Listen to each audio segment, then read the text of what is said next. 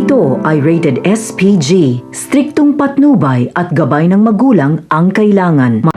Isang mapagpalang araw, kapamilya. Ang lahat ay gagawin ni Rigor at ng mga gerero upang tuluyan ng mawala si Ramon, pwes kabaliktaran ito sa gagawin ni na Hector Victorino at Ponggay. Sila ang mga magiging lihim na kakampi ng mga Montenegro, ni Tanggol at ni Ramon. Ngunit paano nga ba ito mangyayari at ano nga ba ang malalim na dahilan ng dalawang ito kung kaya tutulungan nila ang mga Montenegro? Yan ang ating aalamin sa dulo ng bidyong ito. Hindi nga mapakalis si Miguelito hanggat buhay pa itong si Ramon Montenegro, habang kasalukuyan namang tinutugis ng kapulisan si Tanggol.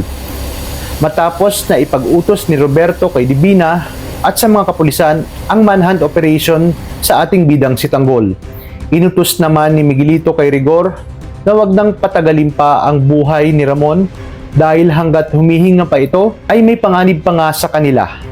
Matapos naman ang nangyaring pagsugod at sagupaan ni na Fatima at Ponggay, ay nakaharap na ni Ponggay si Tanggol.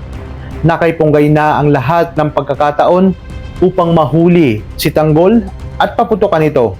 Ngunit tila may pumipigil sa kanya na gawin ito at nangingibabaw sa kanya ang paniniwala na si Tanggol pa rin talaga ang nanalo sa nakaraang eleksyon. Kaya naman nagtaka rin si Tanggol nang hayaan ni Ponggay na siya ay makatakas. Para kay Tanggol, kakaibang pulis itong si Ponggay at balang araw ay papasalamatan niya rin ito. Agad nang nakaalis si Tanggol upang iligtas si Ramon. Nag-report naman si Rigor at Hector Victorino kay Roberto na hindi nila nahuli si Tanggol at natakasan sila nito. Ibig sabihin pumulpak sila sa nangyaring operasyon. Agad na nagtungo si Rigor at Hector sa ospital kung saan naroroon si Ramon dahil na rin sa utos ni Miguelito. Panigurado umanong doon ang punta ni Tanggol.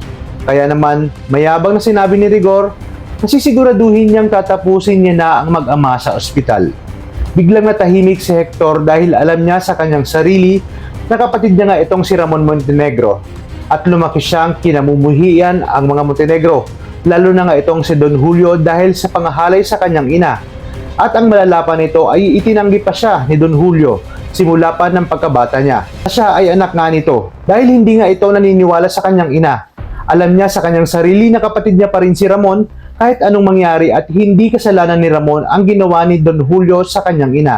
Kaya naman mas mangingibabaw sa kanya ang kanyang kadugo na si Ramon Montenegro. Alam niya rin kasi na may mga bahong itinatago ang mga gerero, kaya palalabasin niyang kakampi pa siya ng mga ito at palihim niyang tutulungan si Ramon na makatakas. Abangan natin kung paano niya mamanipulahin na hindi nahahalata na maitatakas niya pala itong si Ramon Montenegro.